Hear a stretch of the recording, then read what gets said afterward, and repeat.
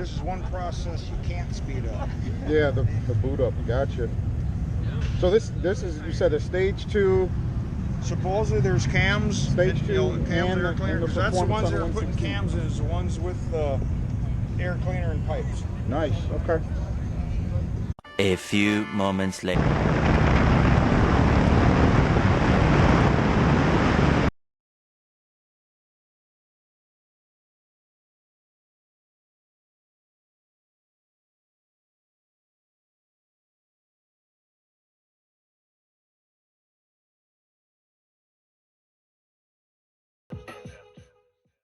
What's good, peeps? Welcome back to Riding with RC. I know it's been a minute for a video, but enjoy the footage right now as I play this audio track on me riding back from the Florida Keys towards Miami. Anyways, I'm excited about this video. It took a long time to put it together. What we're going to talk about is all things Indian Chief. That's right, I rode them all. I rode the Super Chief, the Dark Horse. I rode the Bobber. I rode the Stage 2 cammed 116 with the exhaust and the high flow air filter on the Chief, as well as the 111 variants. I rode the ones with the forward foot controls and the ones with the mid foot controls. And so what we're going to talk about today is just my opinion on how the Indian Chief fits into the motorcycle lineup and what I thought and which one would I buy if I was getting ready to throw down some more money on another bike and I was going to buy the Chief. What would be the flavor that I would buy? And more importantly, what would I do to it? Because you know I don't leave vanilla ice cream just vanilla. I got to put sprinkles and chocolate syrup and all that on it. So let's delve into this dessert called the Indian Chief.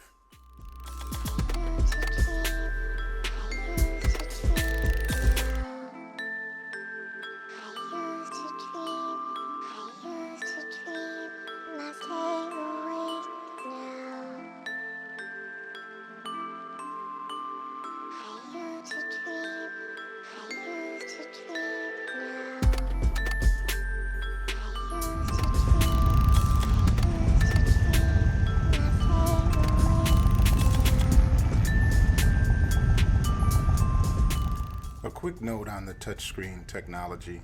It was flawless.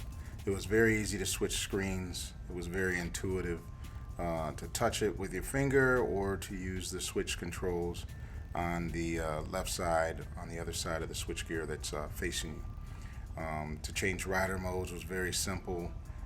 To change to the navigation screen was easy.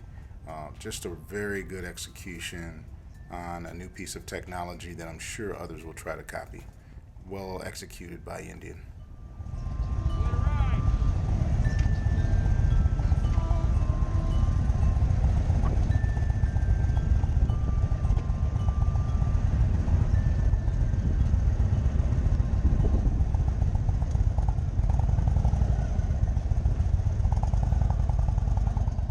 All right, let's go.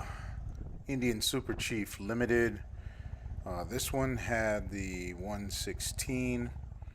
I would tell you right off the bat, the limited amount of vibration on the hands was pleasant. I didn't know what to expect with the big motor on the smaller frame, different attach, etc. So I would tell you from my review on the ride, it turned out to be a really smooth riding bike.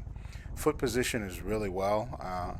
With the floorboards on the Super Chief, it was really the most comfortable in terms of my legs and foot position.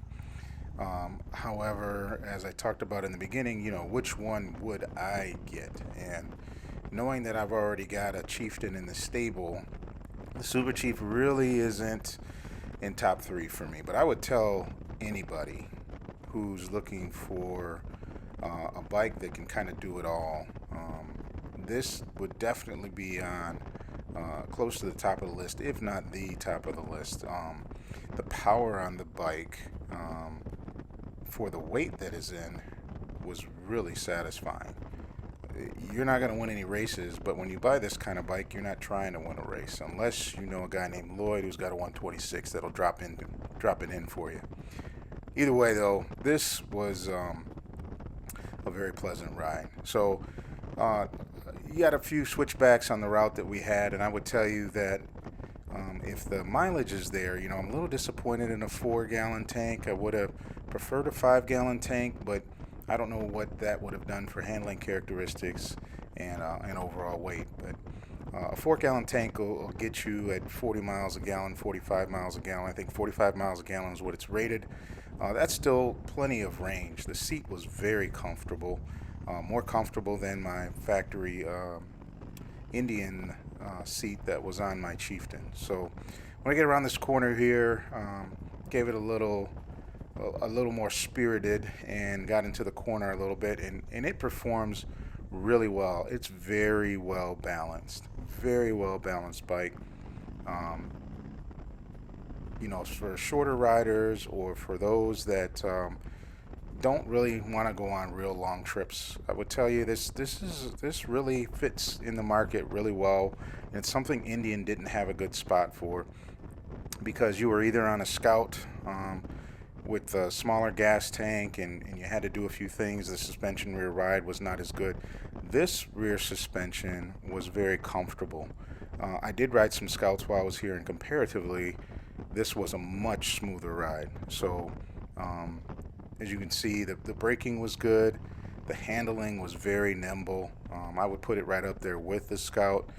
I think I could see myself taking a road trip with this bike. So that was good. That was really good. So the power's right. The smoothness of the bike was right.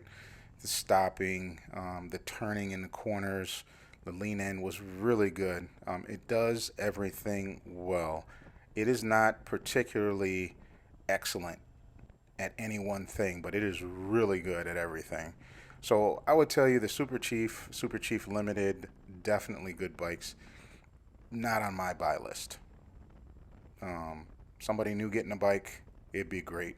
111 or the 116.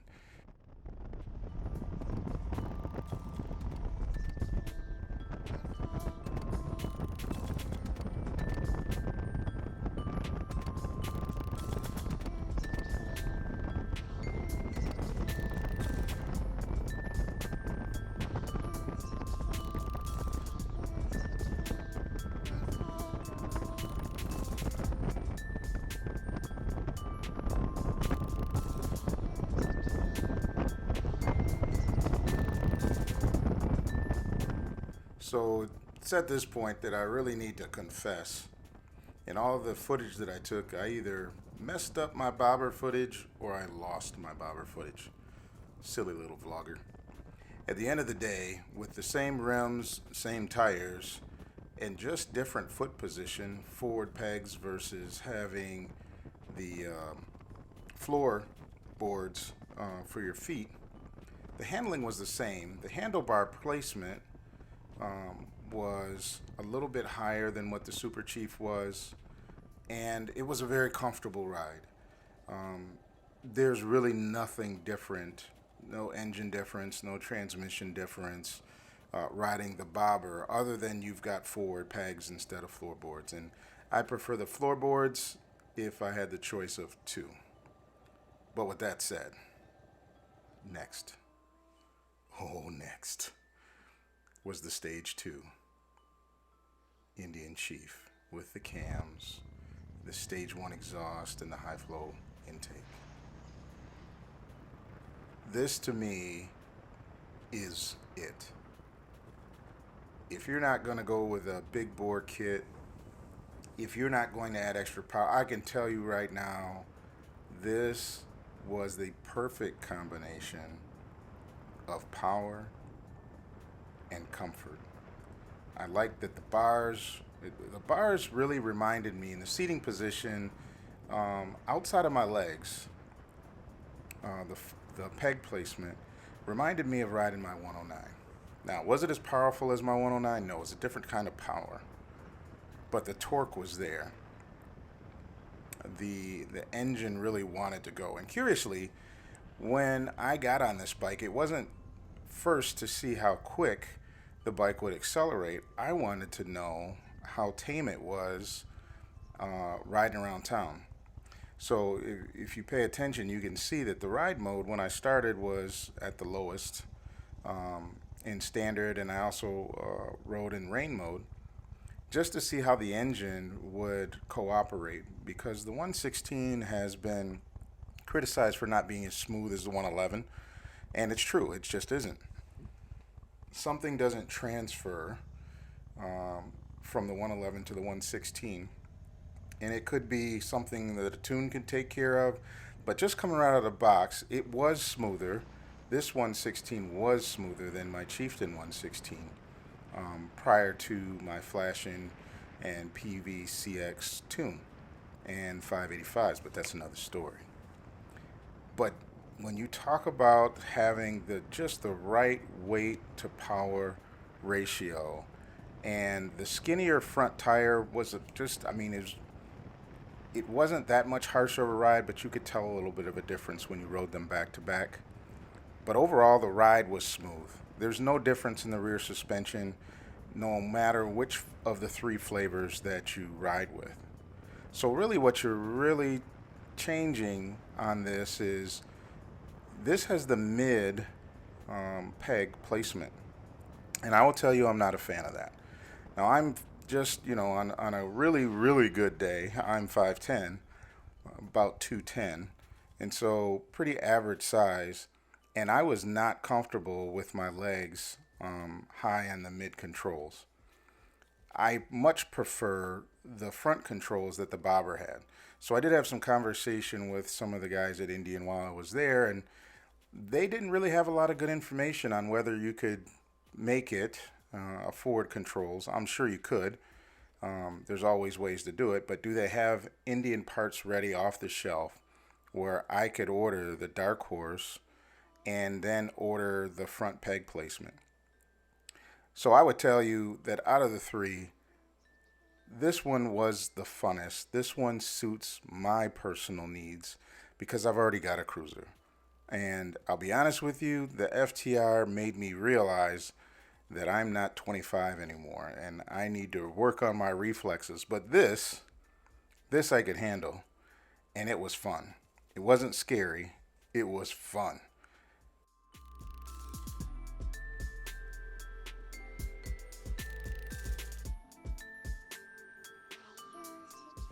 Speaking of fun, it was really interesting that when I switched it over to sport mode, I somehow find myself in Mexico.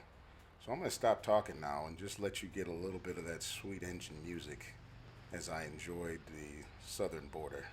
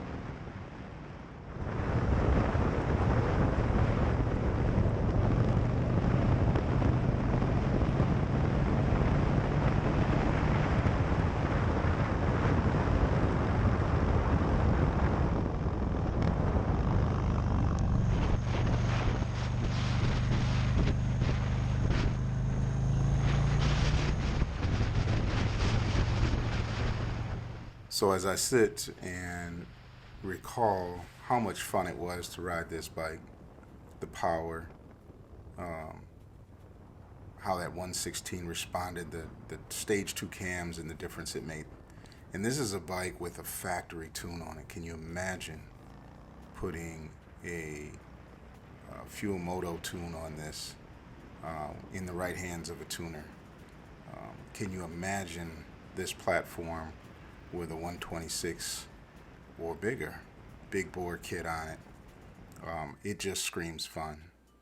So as I enjoy my Chieftain Dark Horse, as I was exiting the Keys under the beautiful sunset, I really reflected on how much fun I really had on that bike and what I would really do with that bike. Forward controls, Dark Horse, 126, fuel moto tune. Probably have a little side bag on it. Nice little backpack in case I want to do something a little like overnight thing. But I can just really see myself having a great time with that bike. And so who knows? You never know what's going to happen in RC's garage. But I appreciate y'all tuning in one more time and riding with RC. So until the next time, I got a few more Daytona videos coming out. Y'all stay safe. Peace.